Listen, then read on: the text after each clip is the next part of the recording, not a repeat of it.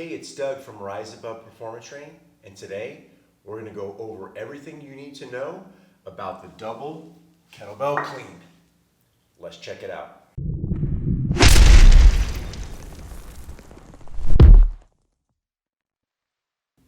The double kettlebell clean is bringing the weight from a low position into a rack position. Now, the benefits of this exercise are plentiful. It is a full body movement. You're driving from your hips, you're using your back and your arms to pull, you're using your core to stabilize, and you're also using your grip. Now, the kettlebell version can be done much like the barbell version, where it's done for power. So you can do low reps and go for power and strength, which transfers over to sports that need those quick bursts. But also with the kettlebell version, you can do it for endurance. I know barbell versions, sometimes they do them for endurance, but the kettlebell is a little bit easier to get a rhythm going and keep it crisp and smooth. So by endurance, I mean you can do it for time. There's kettlebell competitions that do them for 5 minutes, 10 minutes, even beyond that. But you can also do them for repetitions safely, like 10, 12, 15. So that also helps for longer endurance sports like cross country or stop and go of soccer or basketball. Next, they also work coordination. So to do this movement, you need to be able to drive from the lower body into the upper body smoothly to perform it well. If not, you're going to get banging or you're going to get knocked off of balance. So it does help with coordination, again, for a sporting purpose, driving from the legs to move to an upper body movement or pitching, driving. It just helps with that coordination from ground force up to the upper body force production. Also, think it's a little bit safer than barbell. Like I said, with the endurance version, you can be a little bit crisper for a little bit longer because the barbell's bigger, a little bit more awkward. The kettlebell's a little more compact. You can keep a tighter movement. Also, there's less pressure on the wrist. So with the barbell version, when you catch in the clean, the barbell must roll from the heel of the hand to the fingers. One, you need very good wrist extension. So if you don't have that and you're catching up here and you don't have that wrist extension, whether you do too much flexion or if you're on the computer a lot, it will put a lot of pressure on there and potentially cause injury.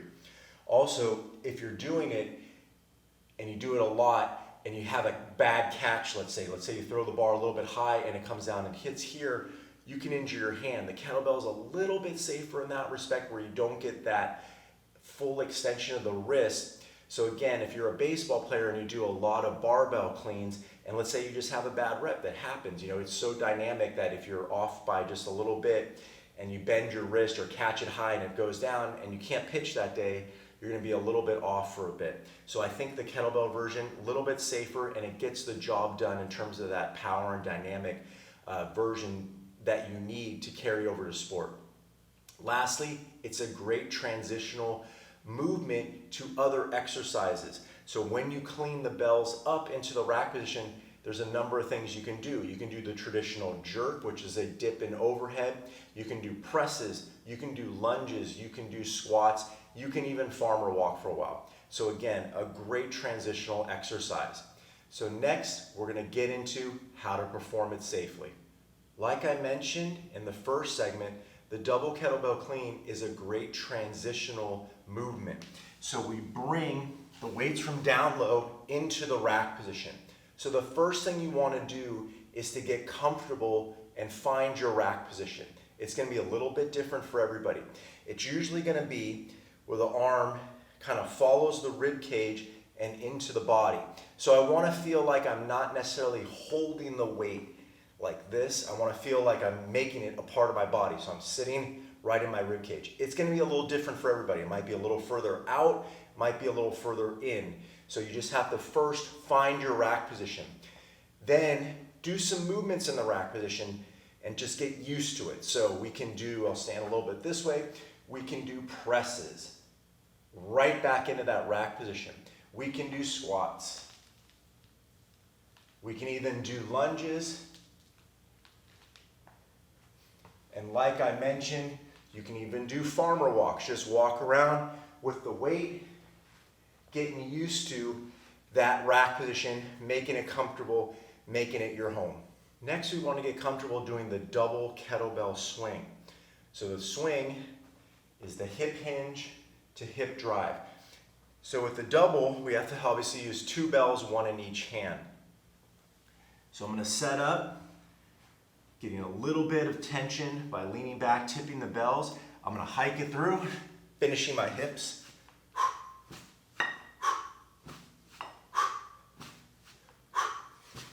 So now I'll turn to the side and do it.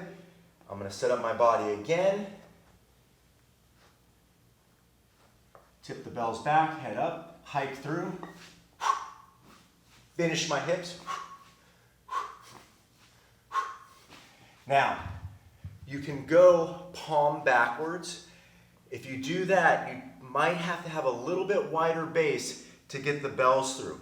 You can also be more compact and have the thumbs forward, bringing the palms inward, like so, and I could have a slightly narrower stance.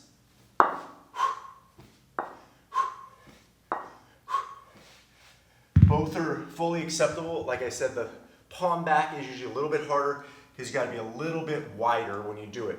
So sprinkle in some double kettlebell swings into your sets, and then the cleans will be a whole lot easier going forward. So the tricky part with the double clean, that the double swing requires that the upper arm detach from the body. So, as you can see, when I double swing, the upper arm is extending away from my upper body. That is the right thing to do. However, in the clean, we have to keep the upper arm close to the body. So this is going to take a little bit of practice. If I don't, I'm going to use these light weights. What will happen, I'll get a lot of banging into the body, and after a few reps, you're going to get knocked sideways, and it's going to hurt and not feel fun. So what we want to do is practice the swing and get a little bit of back pull in. So with the heavier bells here, I'm going to swing, keep my upper arm close, get a little bit of backward traction. Again, I can do palms down or thumbs forward.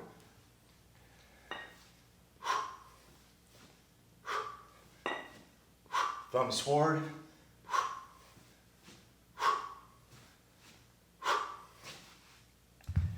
So when you're doing your swings, practice that little bit of retraction that'll keep your upper arm close to the body, and then all you have to work on is the insertion point right into that rack position.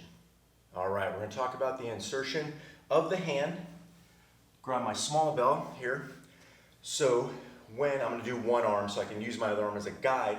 So when I come through, I swing, I get that retraction. I want to open my hand so that my hand slides through the handle, and then I'm right in here. So as I come through, open the hand, get that little retraction, and it should settle right underneath my collarbone.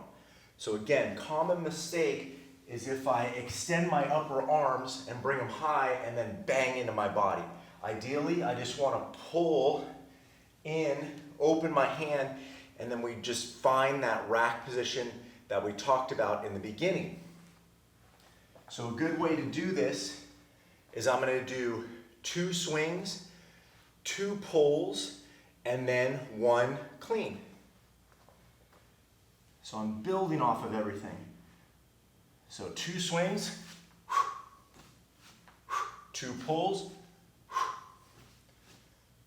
and then pull and open. And I settle right here. Everything's underneath my collarbone. My thumb's just underneath there, and I'm right in my rack position. So do a couple sets where you practice the 2 swings, the 2 pulls, and the clean. One other common mistake is when you're bringing the bell into the backswing after you performed a clean, is getting the bell either too far or dropping it too low. So what I mean by that, again, and I'll go with my light one, is I'm just finished a clean and I want to do another repetition. I don't want to cast the bell way out and have it pull me forward and down, and again, kind of messing up my motion. I want to keep it close. So I want to have the bells here. I'm basically gonna lean back just a little bit, keeping my upper arms close to my body. And then when they start to descend and go into the backswing, that's when I follow and repeat. So I'm not gonna cast them out and get pulled forward, and I'm not gonna bend down right away. If I bend down right away, the bells are gonna be below my knees. It'll pull on my low back. So when I drop, and I'll do it with the light one to go slow, I'm gonna lean back, have them come down. I can either be thumb forward or palm back, wait for the bells, and then hike through at the last second. So again, drop, push through, and in. So to do that in real time, the heavier ones here, I'll do what I did last time. I'll do my 2 swings, 2 pulls, 1 clean, and then I'll repeat the clean. So 2 swings, 2 pulls, 1 clean, and I'll settle here. Then I'm gonna drop, keeping my chest up, wait for the bell. Drop, wait for the bell, drop, wait, push. Now, the bell doesn't have a big arc like the swing because our upper arm is close to us, so I have to push through on the backswing. So I'm gonna drop, push through a little bit more to get that bow and arrow effect of the hip to come back up. Moment of truth time.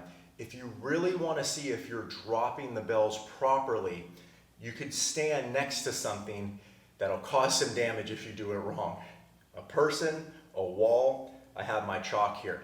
So in theory, I should be able to clean close to this, drop through, and then re-clean without knocking my chalk bowl over. If I extend my upper arm, this is gonna knock that and then also cause a lot of cleanup time for myself. So on the drop, I'm gonna keep it close. It should just barely pass it, hike through, and then even on the way up, my upper arm stays close to me and in. Again, use a wall. I'm just using this for dramatic effect, but let's see if I can do it. So I'm pretty close to my chalk here. I'm gonna hike, drop. As you can see, my upper arm staying really close to me. And we didn't hit the chalk. So that is a good test to keep your upper arm close, keep the swing close, tame that arc, and then be on your way to good double kettlebell cleans. So there you have it. All the key components and drills to do a great double kettlebell cleans. Throw these into your workout. Again, we can do it for power, so I'm gonna do 3 reps, really strong,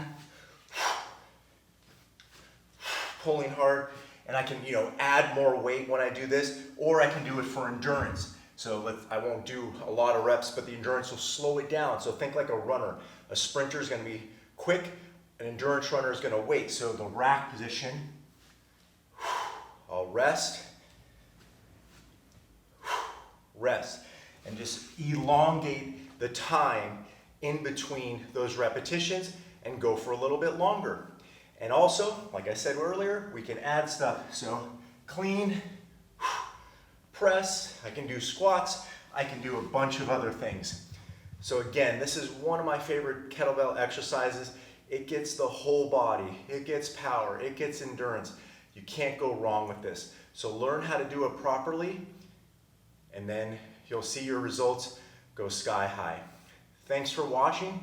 If you like the video, please like it down below. Also consider subscribing. Try to put a few videos out every month. Thanks again, and we'll see you next time.